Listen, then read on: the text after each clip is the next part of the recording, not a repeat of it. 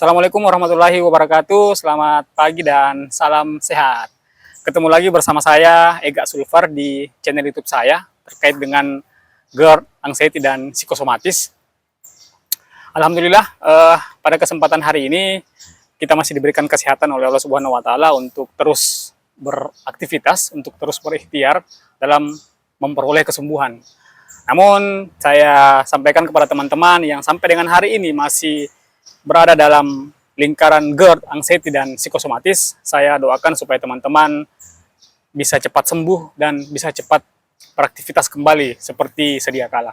Nah, hari ini saya akan mencoba untuk memberikan sedikit pengalaman, share pengalaman sedikit terkait dengan apa-apa yang pernah saya rasakan selama kurang lebih 8 tahun terkena penyakit anxiety ini, utamanya anxiety seperti itu. Nah, saya ingin menyampaikan kepada teman-teman yang sampai dengan hari ini barangkali masih berada dalam lingkaran GERD, anxiety, dan psikosomatis ini untuk berani membiasakan diri seperti itu, untuk keluar dari pikiran-pikiran negatif seperti itu. Nah, hari ini saya ingin menyampaikan kepada teman-teman bahwa pentingnya berolahraga seperti itu. Karena tidak ada satu penelitian pun yang mengatakan bahwa berolahraga itu tidak baik seperti itu. Nah, kita cuma butuh konsisten seperti itu. Olahraga itu memang mudah sekali untuk diucapkan, tetapi kadang-kadang kalau kita melaksanakannya itu sangat susah. Makanya perlu ada konsistensi dalam diri kita. Kalau kayak misalnya saya, waktu terkena GERD anxiety dulu itu, jika mau olahraga itu hari ini bilang besok akan olahraga dan akan mulai seperti itu, memulai lebih baik lagi dalam berolahraga. Ternyata itu cuma berjalan seminggu, 2 minggu, setelah itu berhenti lagi. Nah, itu yang terus berulang. Akhirnya olahraga itu tidak secara konsisten dilakukan seperti itu. Nah, saat itu saya mencoba untuk konsisten tapi sangat sulit. Barulah mungkin di 2-3 tahun terakhir saya mencoba untuk betul-betul berjanji sama diri saya bahwa saya akan konsisten untuk berolahraga. Untuk itu saya mencoba untuk menginstal aplikasi berjalan yang selalu mengingatkan saya untuk minimal berolahraga itu 3 kali selama seminggu. Dan itu saya setting di aplikasi itu, saya tentukan jam-jamnya. Jadi 2-3 tahun terakhir itu saya melakukan itu sampai dengan hari ini seperti itu. Ada konsistensi, ada kemudian perasaan bersalah ketika saya tidak melakukan olahraga seperti itu. Dan ternyata apa yang saya lakukan beberapa tahun lalu sampai dengan hari ini itu sudah mulai menimbulkan hasilnya seperti itu.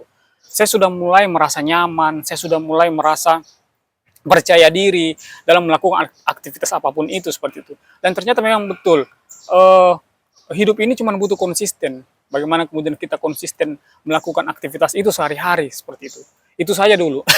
Kalau teman-teman penderita anxiety, itu saya tahu sekali, persis saya tahu sekali bagaimana rasanya terkungkung dalam keadaan pikiran yang tidak menentu, pikiran yang mengatakan bahwa kita sedang tidak baik-baik saja. Itu adalah ciri-ciri penyakit anxiety itu seperti itu sendiri, begitu ya. Nah, bagaimana kemudian saya berolahraga, berjanji sama diri saya untuk konsisten, untuk lebih baik lagi dalam melakukan aktivitas fisik. Ini untuk keberlangsungan hidup saya seperti itu. Kenapa saya katakan bahwa olahraga itu sebenarnya seperti halnya kita makan seperti itu. Makan kan itu 3 kali sehari, pagi, siang, dan malam. Olahraga pun seperti itu. Tubuh itu butuh olahraga. Tubuh itu butuh untuk mengeluarkan keringat. Tidak peduli olahraganya macam apa, tidak peduli olahraganya seberat apa. Yang jelas kita membuat diri kita terus bergerak dan mengeluarkan keringat seperti itu. Berjalan, berlari, fitness, game, itu tidak ada salahnya. Berenang, bisa saja melakukan hal-hal seperti itu. Yang penting olahraga. Yang kita perlukan hanya konsistensi, itu saja teman-teman. Kalau kita bisa konsisten, itu secara tidak sadar, secara tidak langsung, kita sudah bisa membuat perubahan-perubahan kecil dalam diri kita. Itu kemudian yang membuat kita menjadi lebih percaya diri, lebih semangat lagi dalam menjalani hari-hari seperti itu. Makanya Yang saya mau sharingkan kepada teman-teman itu adalah bagaimana kemudian kita berolahraga. Berolahraga. Olahraga itu sangat mudah untuk diucapkan, tetapi pelaksanaannya itu perlu konsistensi, perlu konsisten, perlu disiplin seperti itu.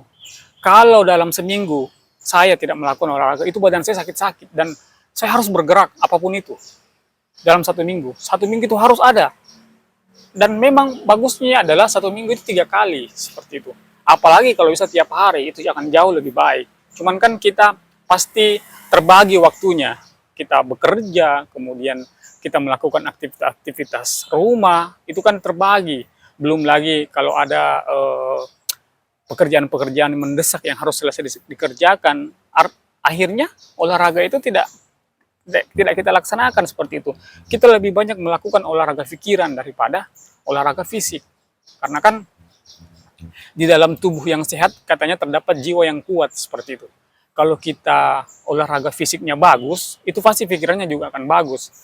Tapi banyak juga orang yang olahraga fisik tapi pikirannya juga lebih banyak, itu lebih kurang bagus seperti itu. Makanya kalau yang saya rasakan ketika saya berolahraga, itu pikiran saya jauh lebih baik, jauh lebih jernih, jauh lebih bisa menyusun, memanage hal-hal yang sifatnya yang tidak terlalu penting dan sangat penting seperti itu. Jadi pada saat saya melakukan olahraga, saya merasa jauh lebih baik. Saya merasa saya bisa mengendalikan diri saya bisa memanage semua pekerjaan-pekerjaan yang saya punya. Akhirnya itu berjalan secara alami, berjalan secara natural.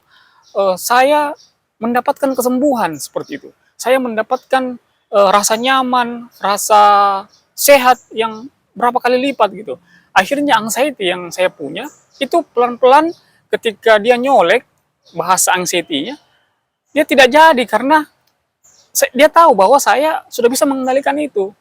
Dia tahu bahwa saya sudah menganggapnya sebagai hal yang biasa ketika anxiety itu nyolek. Itulah manfaatnya berolahraga. Nah, kenapa saya selalu di dalam video saya selalu menyampaikan tentang pentingnya berolahraga, karena olahraga itu sangat mudah memang untuk diucapkan, tetapi ketika pelaksanaannya itu sangat susah sekali. Serius. Kalau teman-teman bisa melakukan olahraga 3 kali seminggu, itu luar biasa, itu cukup luar biasa. Berjalan kaki 30 menit. Karena menurut studi, dalam satu minggu itu kita butuh berolahraga selama 150 menit. Itu dalam seminggu. Artinya kalau kita bagi dalam satu minggu, 3 kali, itu 30 menit, dalam satu minggu itu bisa 5 kali. 5 kali selama 30 menit, itu sampai 150 menit dalam seminggu. Itu normalnya. Jadi kalau orang berolahraga, sehari itu minimal 30 menit. Berolahraga 30 menit, mengeluarkan keringat, seperti itu. Nah, orang anxiety pasti paham betul bagaimana kemudian rebahan itu sangat menyenangkan. Tinggal di rumah, tinggal di dalam kamar, itu adalah kegiatan-kegiatan yang itulah yang paling aman menurut orang anxiety. Tapi itu akan menjadikan kesalahan-kesalahan terbesar yang teman-teman ambil seperti itu. Kita itu dibutuhkan, kita itu dalam 24 jam membutuhkan membagi 24 jam itu membagi 3 part. 8 jam untuk tidur, 8 jam untuk bekerja, dan 8 jam untuk beribadah seperti itu. Jadi maksud saya, kan kita sudah punya porsi 8 jam untuk beristirahat. Kenapa kita dalam 24 jam itu kita lebih banyak beristirahat seperti itu? Kan sudah dibagi-bagi, 8 jam beraktivitas, 8 jam beristirahat, dan 8 jam untuk beribadah seperti itu. Jadi kalau teman-teman sampai dengan hari ini masih malas berolahraga, berarti ada yang salah dengan cara teman-teman mengelola pikiran teman-teman. Karena olahraga itu, saya sampaikan bahwa olahraga itu seperti halnya kita makan, kita butuh itu. Makan kan kita butuh, pagi, siang, malam. Kalau kita tidak makan kan jadinya lemas, sama dengan olahraga. Olahraga itu kita butuh, itu seperti makanan. Kalau kita berolahraga, itu kondisi kesehatan kita, pikiran kita, itu jauh lebih baik. Serius, percaya. Maka dari itu, kepada teman-teman penderita GERD anxiety, ayo berolahraga, ayo biasakan, jangan malas-malas, jangan rebahan terus, jangan di kamar terus. Itu tidak baik untuk kesehatan, itu sangat tidak baik untuk mood kita hari-hari seperti itu. Kecuali memang teman-teman sakit, di rumah sakit, baru Tetapi kalau teman-teman masih dalam keadaan sehat, bisa makan 3 kali sehari, ayo olahraga. Ayo olahraga, serius, penting. Sangat penting. Barangkali itu yang bisa saya sampaikan untuk hari ini. Terima kasih. Billahi taufiq wal hidayah. Assalamualaikum warahmatullahi wabarakatuh. Salam sehat.